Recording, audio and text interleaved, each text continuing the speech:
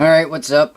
My name is Rain, and today we're going to be covering the three main strains of alien genetics. It's how I classify alien life forms when I cut them or pluck them out of the net grid. Well, first we'll start off with the Codex project.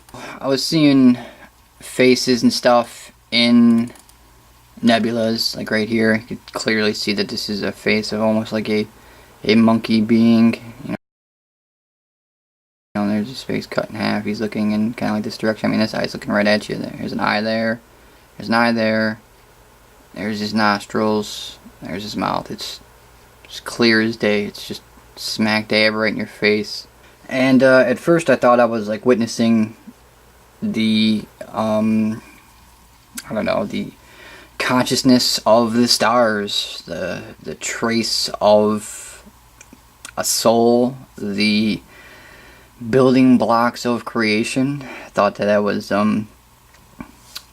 seeing because in my mind, how does a deer become a deer? A deer becomes a deer because the genetics form the face to be the deer face, but how does the genes know that? It has to be from some type of planetary divine level, if you will, whereas light itself or sound, whatever it is, technically is the reason for forming life. How else does life create? It just, you would think that the mystery of how things are is technically stem from this image.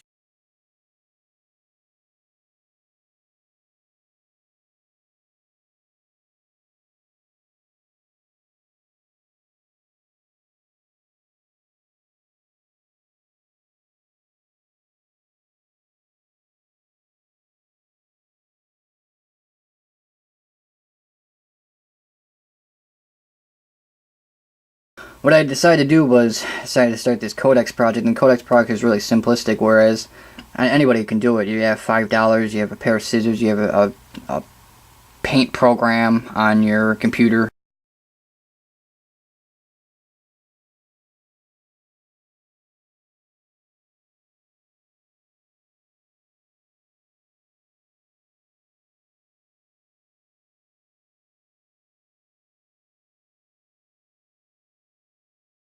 Just download a whole bunch of these nebulas, and you just put lines in them, and then you start cutting out the faces. And what I did was I started noticing faces within the graphics, whereas they were starting to resemble just alien faces. So when I started the Codex project, what I did was I just decided to go into these nebulas and try to cut out or pluck out images of faces and symbols or anything that's incredibly distinct. When I was done with that nebula, I would go to another nebula, and then I would cut out images within that, like same properties with faces or symbols or whatever it is. And then if faces started to match up, or if symbols started to match up, or anything started to match up from previous nebulas that I cut out, I would just take those two images and put them in a shoebox. Boom, there it is. Really cut and dry. So then I was starting to build up a vocabulary, if you will, of repetitive images within these graphics, whatever it is, because all this really is just one big hologram. And what I got to eventually is the fact that the images that were the faces of the beings within these nebulas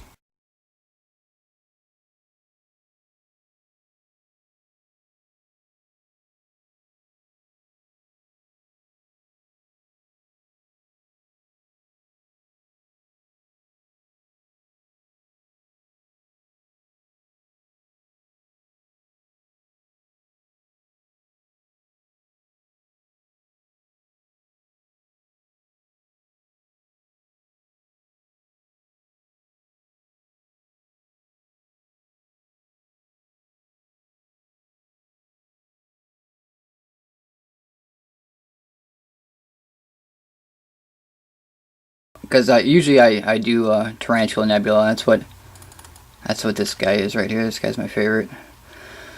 Like Tarantula Nebula is, like you can see right here, this is actually It's actually a very bright lion face, and then right in here, this guy is actually like a semi-profile, but it's kind of, there's an eye, it's more like a beast-type creature. There's his little legs.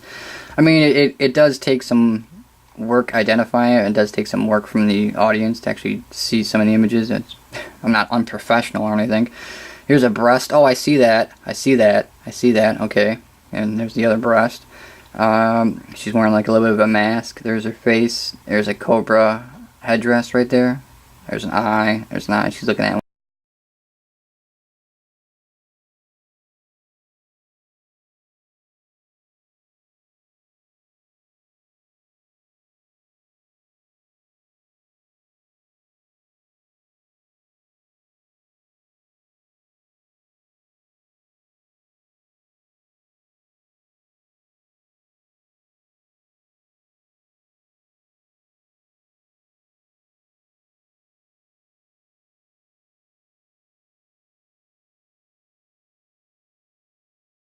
so this is actually broken up into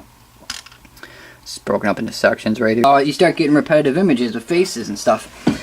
So then you're starting to build up a vocabulary of repetitive being similarities within the faces and stuff like that. And then you're just like sitting there thinking, you know, you got pictures like this. The whole point is you got faces like this within old artwork. There's been a lot of activity on planet Earth, whereas people have been getting faces tattooed to their walls or their trees.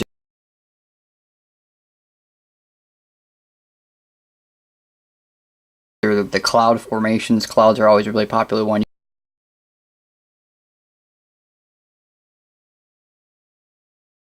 You can actually YouTube that and you see tons of people submitting pictures of cloud formations forming. But it happens everywhere. It happens on your floor, it happens on your neighbor's lawn, it happens in the trees that surround you, it happens in the clouds that cover your skies.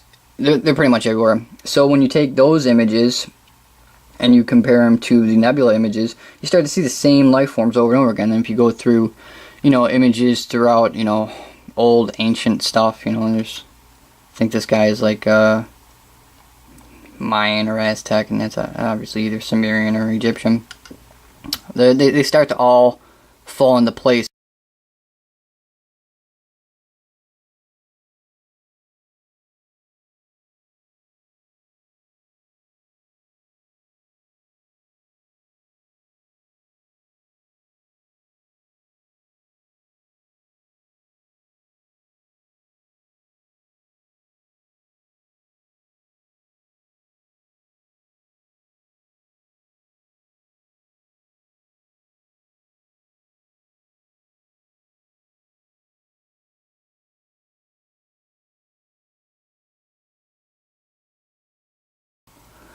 So here is Tarantula Nebula.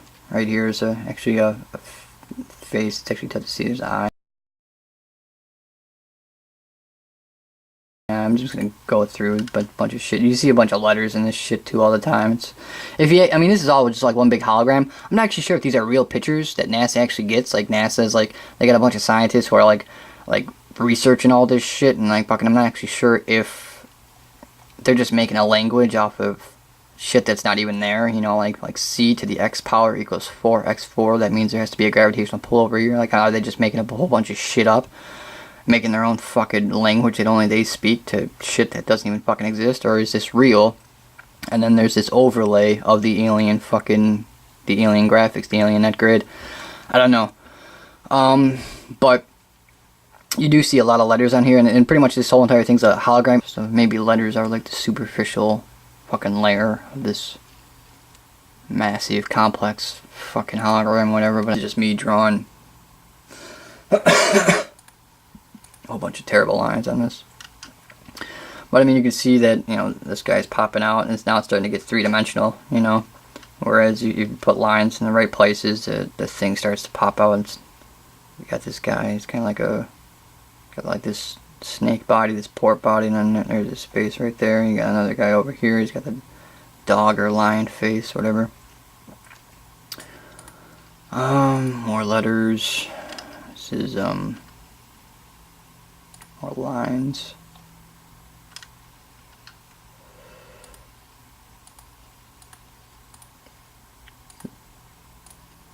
Actually, hold on. See, like right here.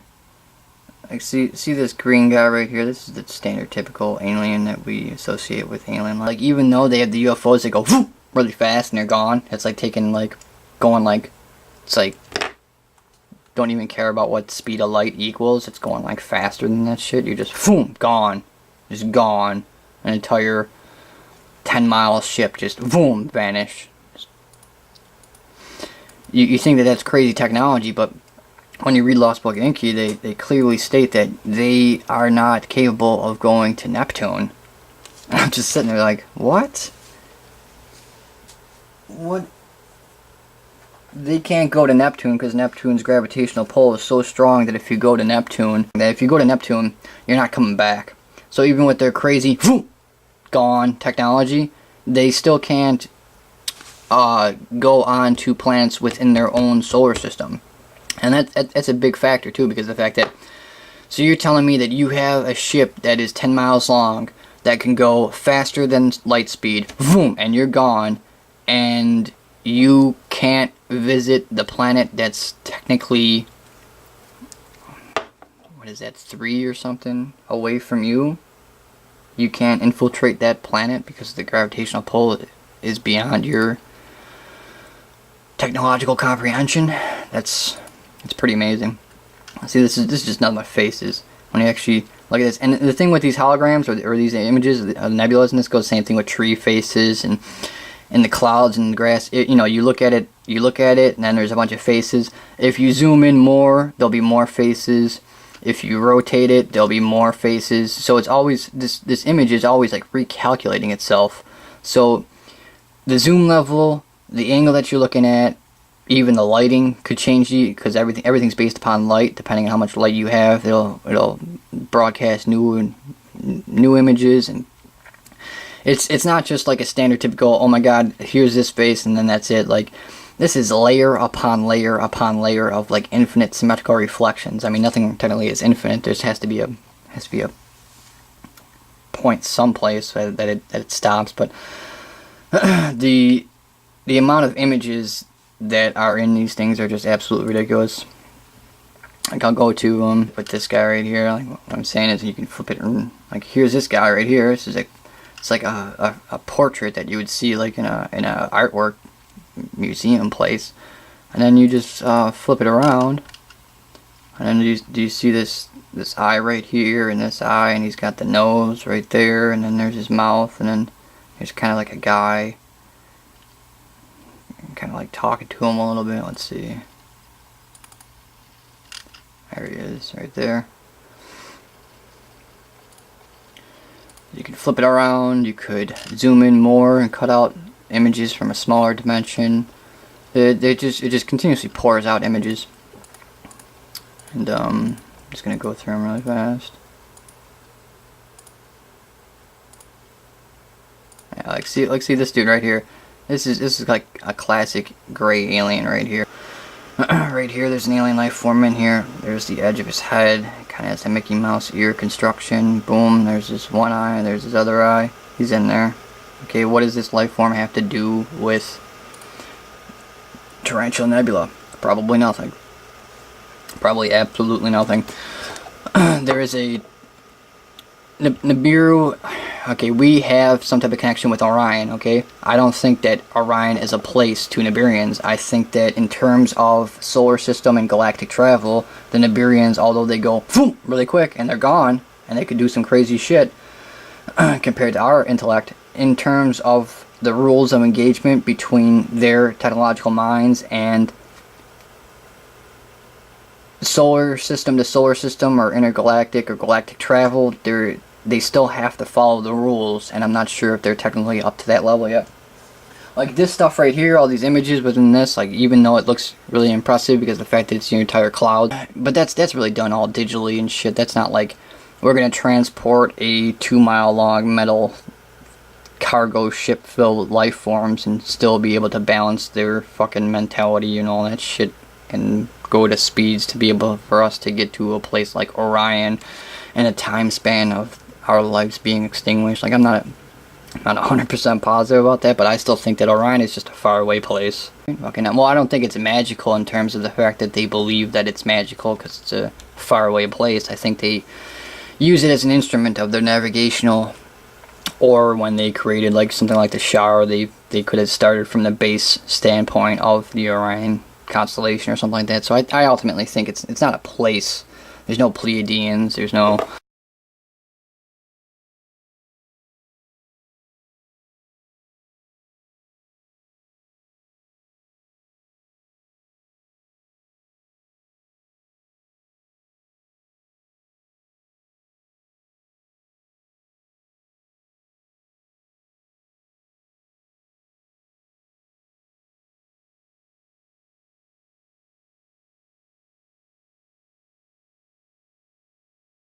If they go on a massively elongated orbit, how do you know what stars are connecting them? What can't they branch off to other places? They probably could, but it is said that they go through a summer solstice and a winter solstice. And when they go into the winter solstice, which is when they're away from places like Mars and our sun, stuff like that, when they are on the other side, it's total darkness. That's probably why they have the huge eyes.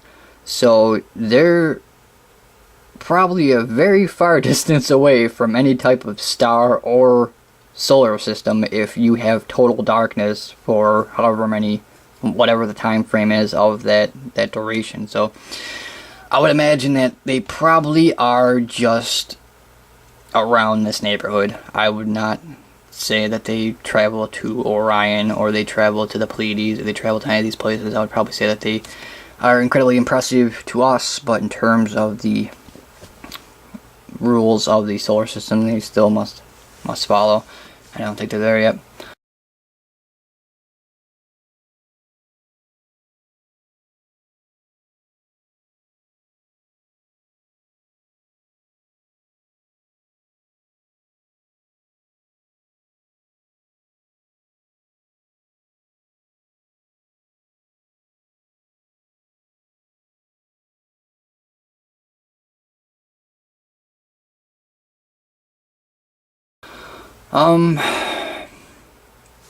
So then we're gonna go to this is just a so alright, here's just this weird star thing. See this U right here? This U is actually important.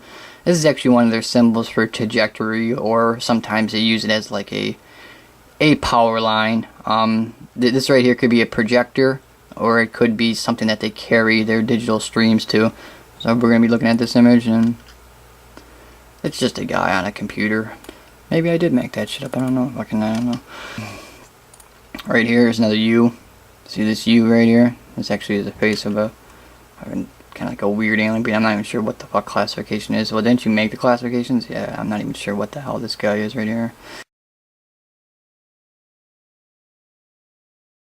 But see, this is a U, and then right in here is kind of like a sphere or a circle. A lot of their data is put into circles, like a needle on the record, some type of machinery like this, and it kind of unravels the yarn ball, if you will, of information. So right here, this U right here is being used as a kind of reader to read the information, and it is downloaded or whatever it is into the to that sphere-like thing. Right here we got and here's some more lines up to a U. So I get these lines going through. This is probably more like I call it a tow line, where they just tow the they're towing the digital line. You can it's the same thing as like a if you see one of these, pretty much there's probably a current of energy going through it. These are, like I said before, I use this electrical power lines. Well, technically they're digital, invisible power lines. It just runs right through the middle. That, or they could be sometimes used as their monitors, and the one previous example was using. Or what else do they use that thing for? Trajectory for flight navigation, stuff like that.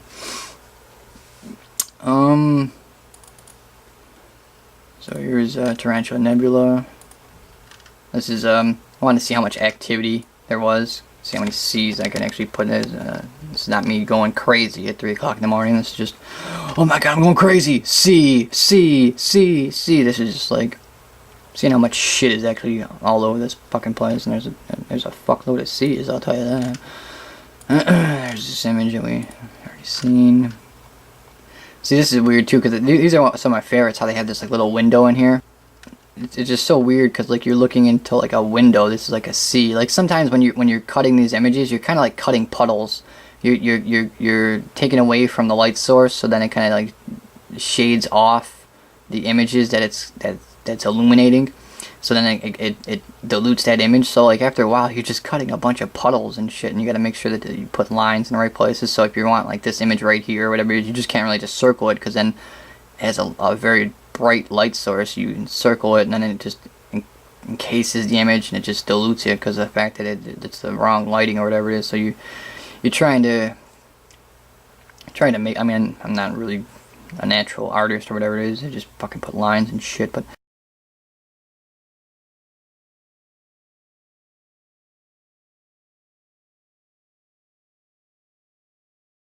Because you're dealing with just a bunch of puddles, to be totally honest with you.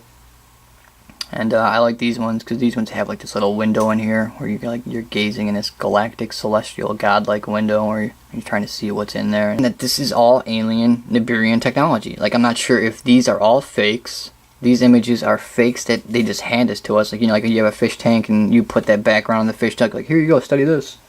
I'm not sure if that's the case or if these are really the stars and they just overlaid, because that tree is there. The tree where you see all the faces in there and all that shit, that tree is there.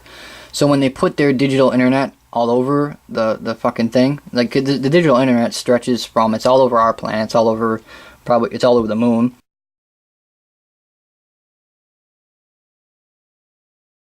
Probably all over Mars.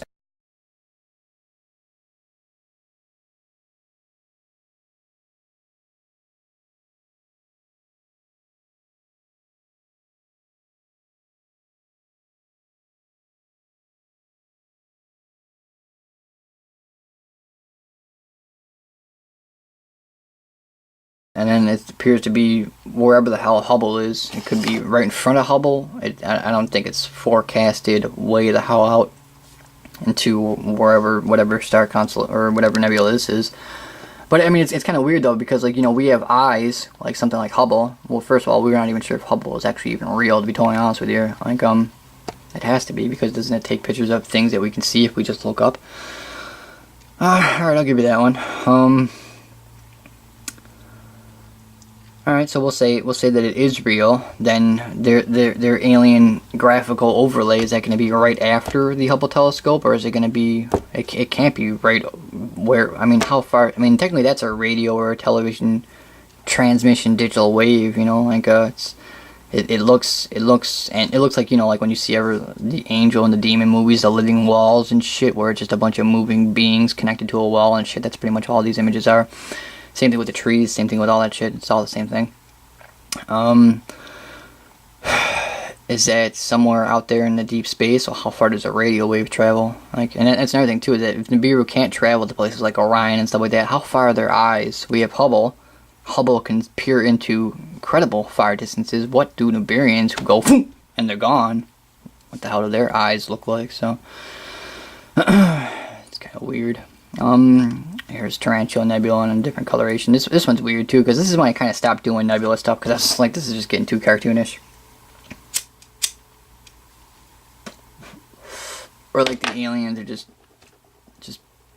like fucking with me or something like that. They're just putting all kinds of shit in there, and like not fucking with me personally, but like that's how. It's not like I have any importance, but fucking with me, like things are getting too slapstick-y. And the nebulas, and like if we look right here, the face right there, look at that. Here, this guy right here, would probably be a human being. Right in there. What the hell is he doing there?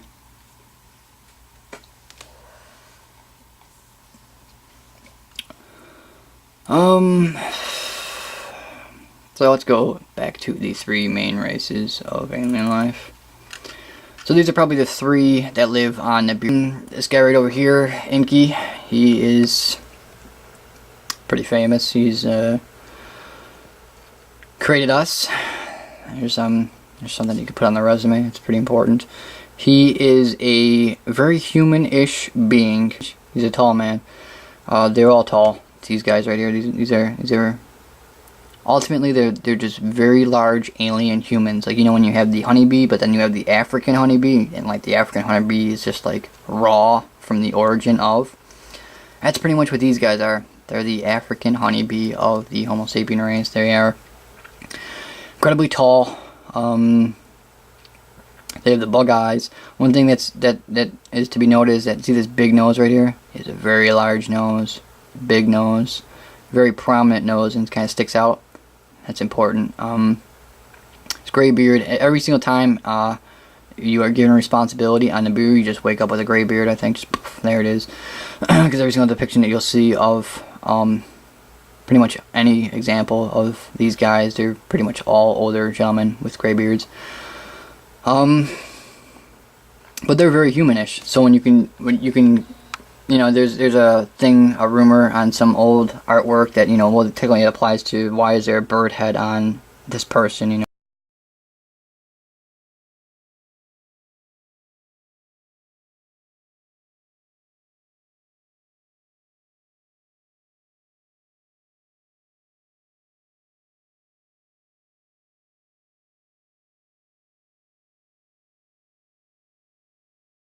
Well, it's because the gods did not want to be depicted. Their faces did not want to be depicted. And technically this is from Sumeria, so this is not technically from Egypt, but if you wanted to try to apply that to this depiction right here, whereas, oh, well, you know, they were appreciating the fact that they had wind gusts or something like that, or there was a good crop harvest, and they personified that strong wind into this, and they put it into the embodiment of a person. That's just totally completely fucking wrong. That's what he looks like.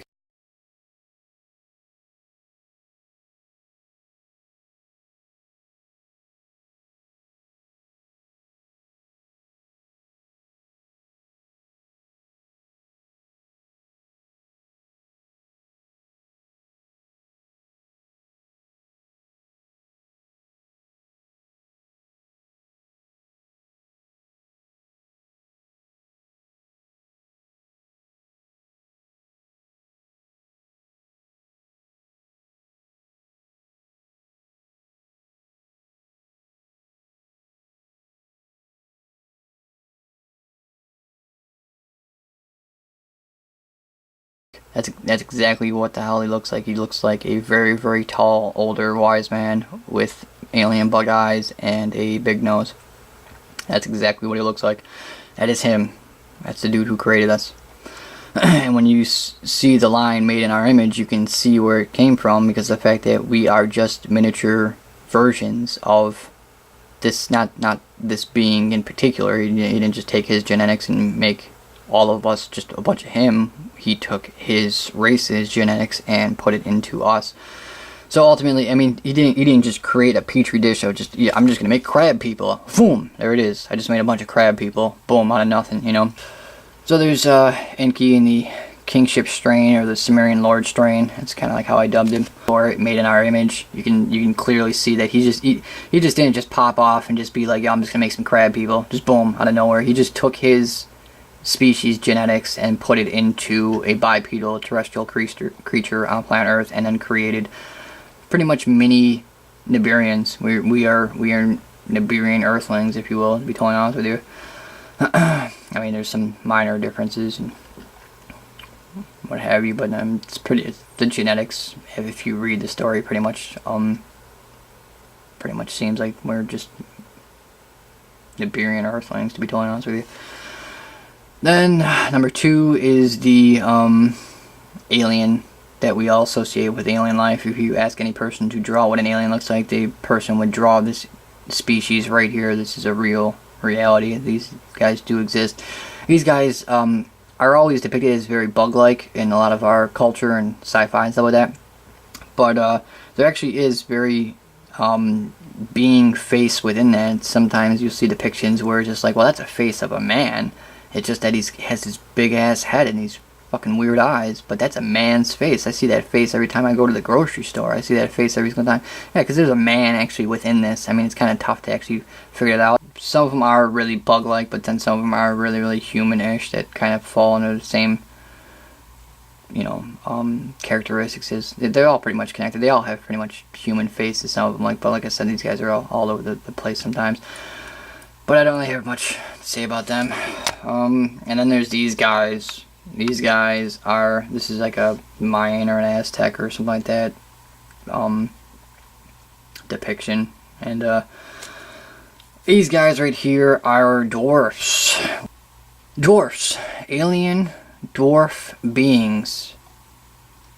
What the hell is that all about? I mean, we know this guy. Okay, everybody and their fucking grandmother knows this guy. This guy, people who are familiar with Sumerian culture, people are familiar with that. People are familiar with this. Who the hell is familiar with dwarf aliens? Nobody. It's like a shock when you actually come in contact with it, just like, oh my god, there's a race of dwarf aliens. But one thing to be noted is, like, see how he's got this helmet right here? It's kind of like either a snake or a lizard creature, whatever it is, and then, you know, the Indians used to wear like the head of the wolf and the I'm a wolf and all that stuff, and they're out in the hunt and they are that creature and all that stuff. Well, I mean, this helmet's actually important because I actually still see this on these creatures, on these beings. That's a Freudian slip. Oh, Jesus. Okay, I'm short. Okay, I get it. I'm short. Okay, now fuck you. All right, whatever.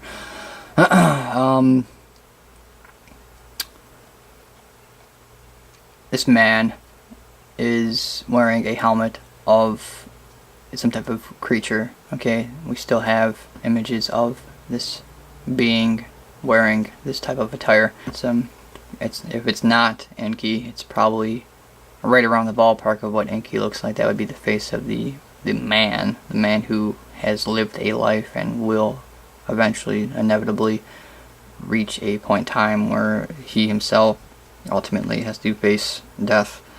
That is the face of our creator. Let's flip it around. The profile right here of a dwarven being in a entire in a entire nebula. Look at him.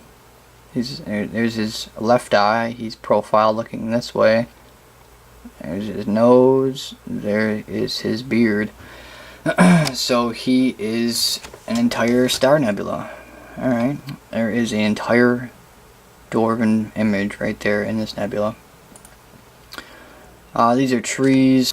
There's a tower-like structure, more like the U's that you see. It's actually more like a W where it kind of creases in. These towers usually carry some type of line. How that actually works, I'm not actually sure because it's kind of like digital. It's like in a fucking digital world, if you will. There's more images within trees. Hold on, let me get a hold of how this thing's going. Alright, so you know that images are all over the place on this world, and this planet. They're all in the trees and stuff like that. And what is that? What is that? Like, what the hell is that? Well, I think it's actually an alien observation technology. It's like if you ever, it's like the eye of Yahweh, if you will. That if they wanted to put eyes on certain places, they can put eyes there. How does that mesh with daily societal life? How does that mesh with wars that are happening? How does it mesh with all these different things? I'm not actually sure about any of that. But I still think that it's probably an alien observation technology. And right here we have a rock that has some type of map on it. I forgot what culture actually made this rock, but actually it's some type of cobra headdress. Some type of headdress. This is probably a dwarven being. Alright, so we're looking at this depiction now. Okay, here's a face right over here. Now this is a very demonish looking face. Okay, do you see the outline right here? Okay, the drawing on the rock is better than the drawing that I posted over the top of it, but okay, we're gonna go with it again. Boom, boom. Do you see it there? Boom, boom, boom, boom, boom, boom. All right. See how his nose is bent down, just like how a demon will. Demons always have that very sharp, boom, boom, boom, boom, very aerodynamically correct type build to them. That right there. Oh, good. Boom. Boom. You see him in the cuts anywhere. I mean, he's actually tough to see. Well, that would probably be like the second classification. He'd be one of the gray aliens, but and that guy is incredibly. If you just say draw what a demon looks like, it would be this guy right here. But there's this guy right here, the main image. It is a Sumerian type Lord Strain being. You can kind of see him right now. You can see the nose. You can see his one eye there. You can see the mouth. You can see that he has a beard and he has long hair. There he is. Alright, so what is he doing? What is this guy doing here? I think that this right here is a collection or a beam of energy or an access point to his mental, his ability to engage this digital alien internet that encompasses every single molecule of our planet, that has been burning images into trees and stuff like that. I mean, this is just a raw basic observation, not necessarily as a science, but you see these images burning into the trees. You're like, well, these images technically are within all space within our planet, so if you had thin air, why you can't really see the things. Okay.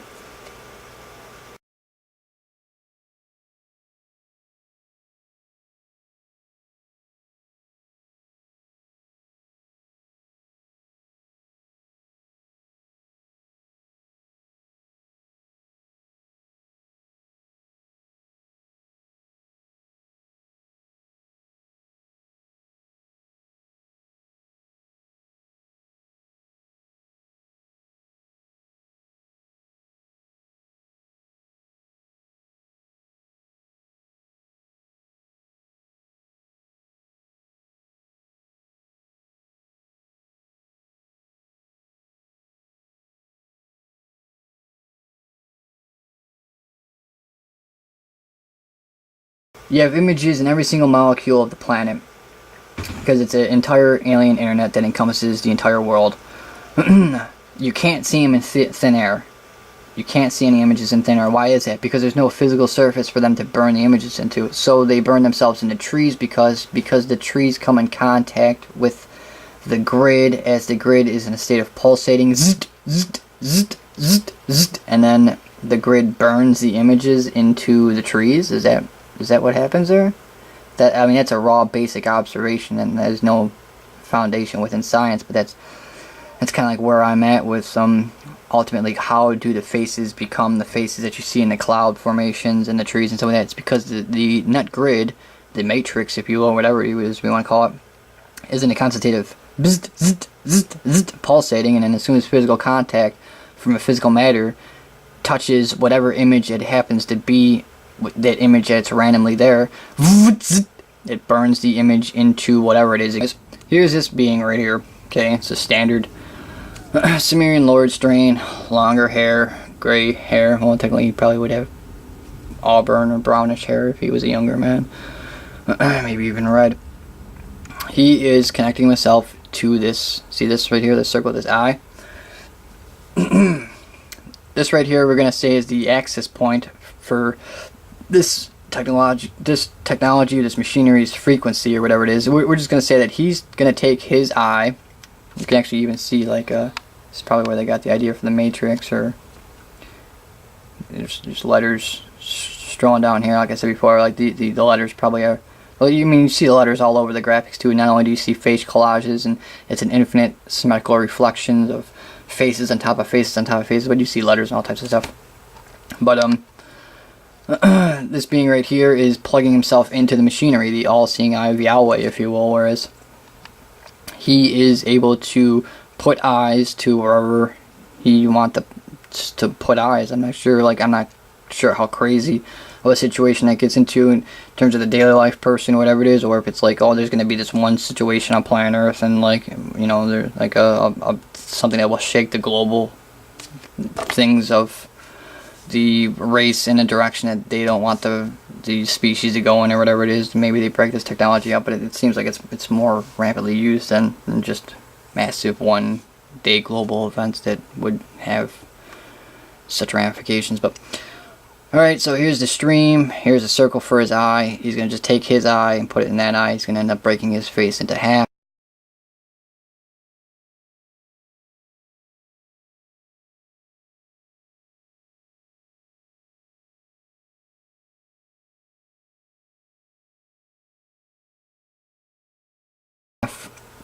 To whereas one eye is in this machinery and the other eye is probably just closed or whatever. He's probably just going to insert himself, or it's kind of like Google Glasses or whatever it is. So you have the one eye in the technology and one eye out of the technology. You see that all the time with with a lot of depictions of the alien life forms. It looks like they're wearing cybernetics, or one eye is machinery and one eye is not. I'll actually get into that in more of a clarity in a second. This right here is just a dwarven being. He doesn't have the alien eyes right here. He has no normal eyes, but here's the nose, there's the mouth, here's the big beard, here's the ear.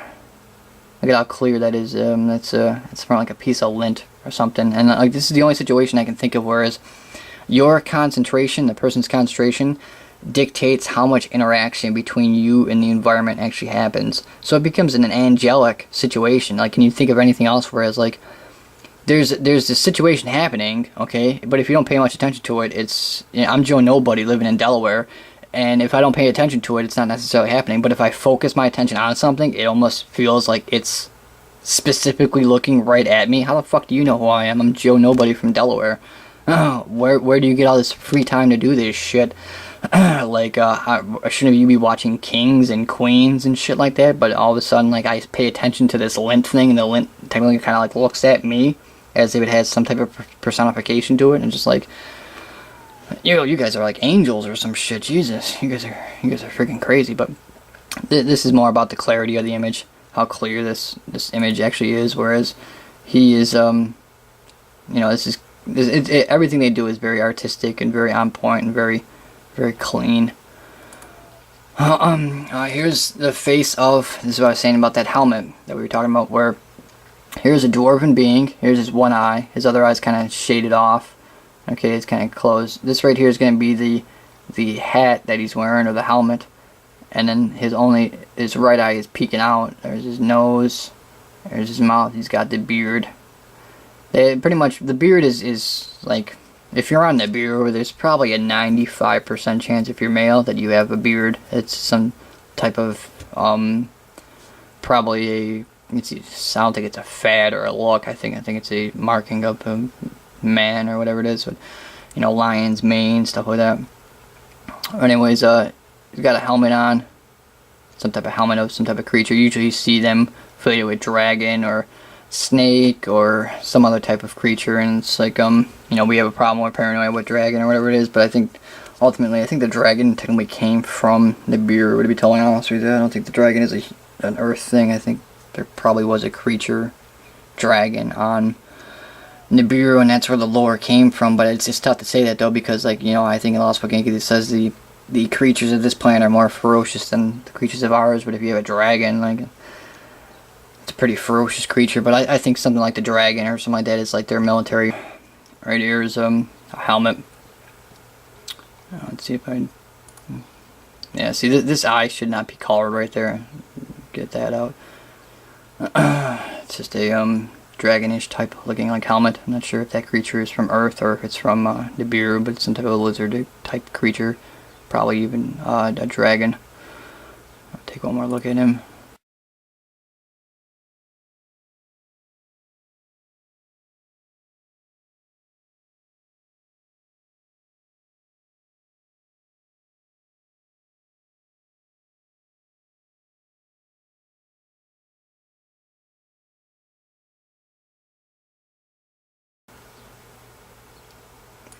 So they're still wearing those helmets.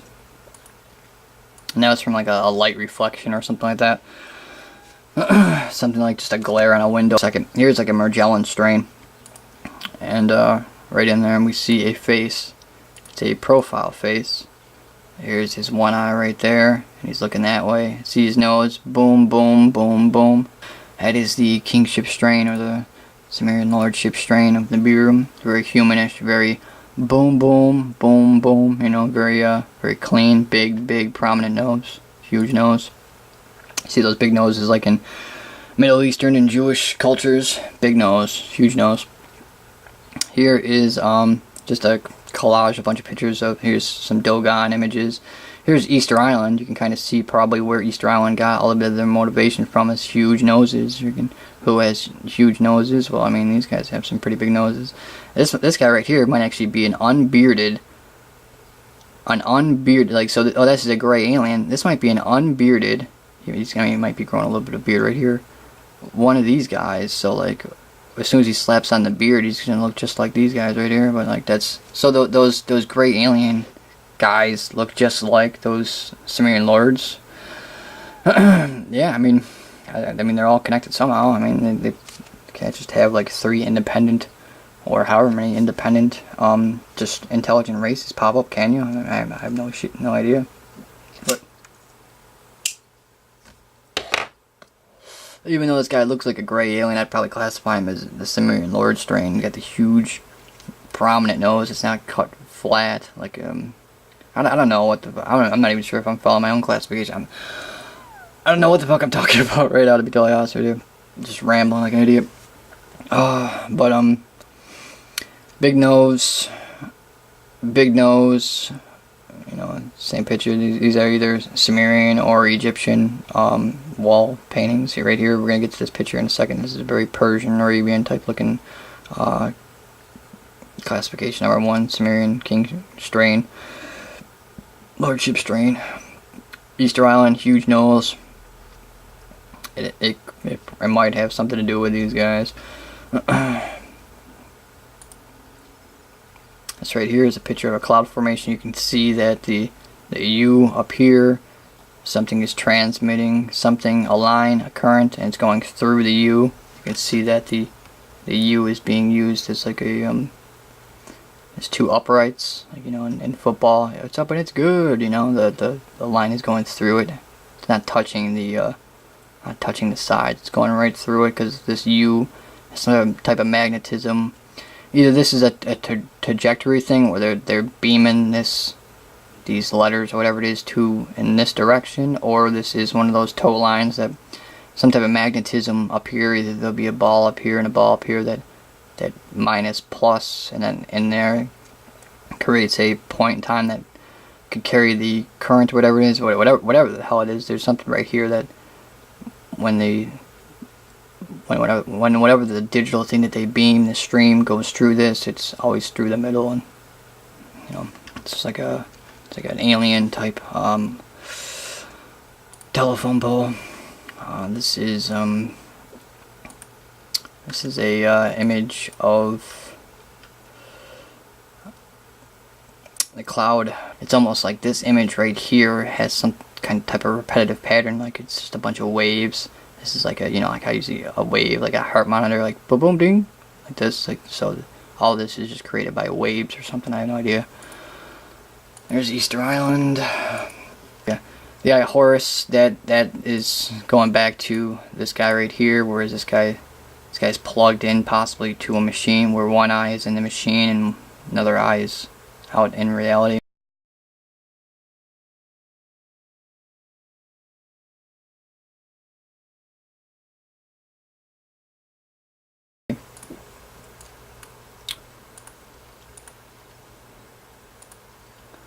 Alright, so here's a gray alien. He's somewhere in there.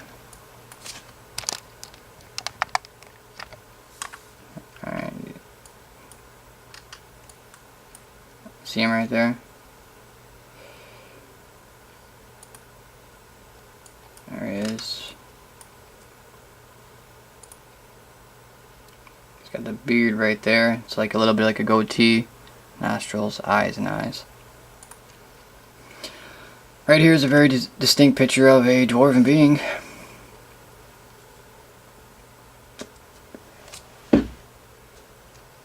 You got the you got the head that kind of like goes out more. It's probably because of the bushy beard, but these guys are more stockier than our human dwarfs. They're more bigger. They're just more like they're like little cannonballs. They're actually bigger than our little people. Excuse the language, or however you want to say it. I call these beings just dwarven beings, straight from like Norse, dwarven race, stuff like that. But other than Norse legends of a dwarven race, there really is no other connection between a dwarven alien race and anything else. It's just you never hear about dwarf aliens ever.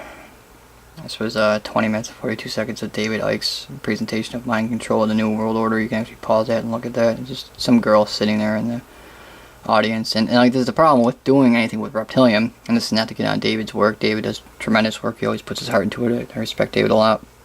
Where it's possible and conceivable, and the numbers do actually match up with the fact that there probably is some type of boots on the ground situation. If you have alien beings living on like something like the moon, or stationed at the moon, or whatever it is, why aren't they in presence on planet Earth? Well, I mean, if they're on the moon, why aren't they on Earth? That does make sense.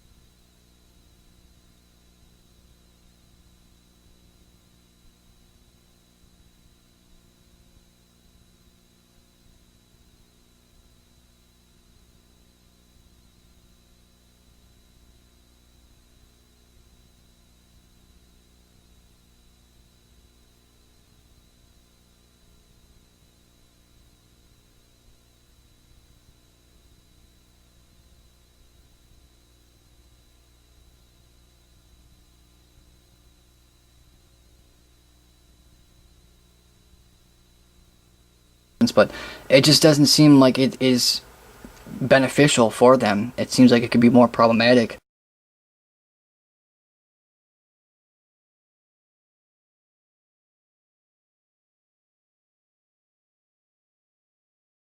If you have a digital alien net grid, like this guy right here, where, you know, I use the all-seeing eye of Yahweh. I think the old word for say, or Yahweh spoke to someone, I think it was dream. So not only can this being put boots or put eyes in spots of like, there's going to be a situation here or something like that, or I'm not sure ultimately the functionality of the system or anything to do with it. I just look at this stuff and just look at this, man. But if this man would be putting eyes someplace, you can probably do that. But if we associate this system right here, this digital system, remember, this internet right here that he's tapping into is the same internet that is within every single molecule of planet Earth. Well, the whole point is they're everywhere. Bottoms of the oceans to the tops of the sky. That alien internet grid is everywhere. And this being right here, so you're always walking through the internet. You're always walking through it. So like someone has a face burned on their skin or whatever it is because their physical flesh came in contact with the part of the grid when the grid was pulsating, whatever the reason why that section of grid pulsated. If that's the case, why doesn't someone just is completely tattooed with images? I would imagine that it might we might actually be like that, because I remember seeing pictures of cloud formations and trees and stuff back when they first made photography, and you can see like that paranormal ghost alien images all over the place on those pictures too. So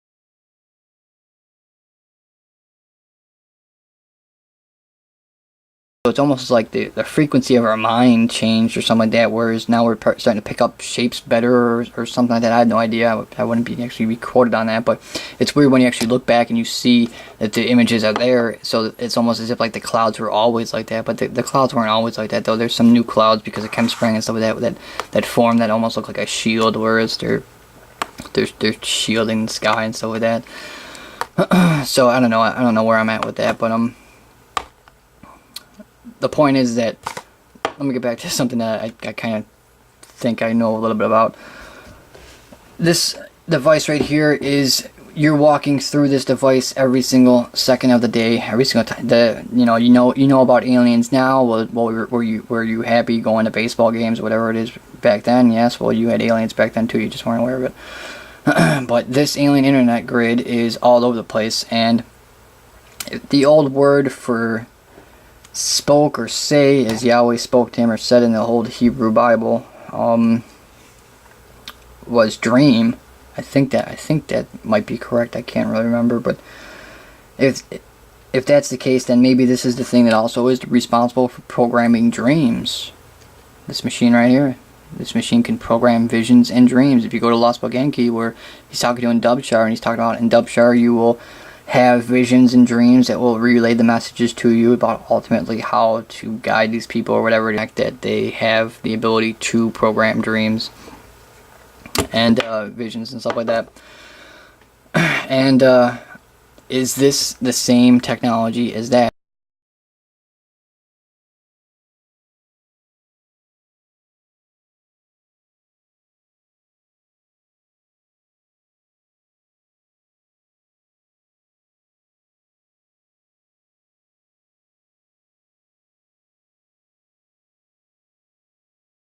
Or is it one of those spheres that you see that fly around that are either the sphere tech that was briefly discussed, whereas they put information within those spheres? Sometimes you'll see spheres, like there's been videos of people filming after a crop circle was cut, there'd be a sphere that floated out and went all over the place. Is the spheres the thing that are the thing responsible for, like a needle on the record, unraveling the ball of yarn, giving the information like film strips to the person? Like it's almost like if you put a sound wave, then you put a sound wave in reverse, exactly the same, over top of that one, no sound is heard or something like that. It's like they catch up to the frequency of the human brain because they're so technologically advanced that they can mimic the natural functionality of functionality. They can mimic all. They know how things work in terms of its bare bones, most simplistic terms. So they are probably familiar with frequencies of the brain. So they somehow catch up to the frequency of the brain, probably relatively like this system right here where they cut the face in half. They catch up to the frequency of the brain, and then they put like film strips into the mind. They're able to mimic something like dreams or just straight up create dreams. I have to shut this down. I want to do the face on the moon. There it is. And then I was going to go into Tesla. I'll do it next time.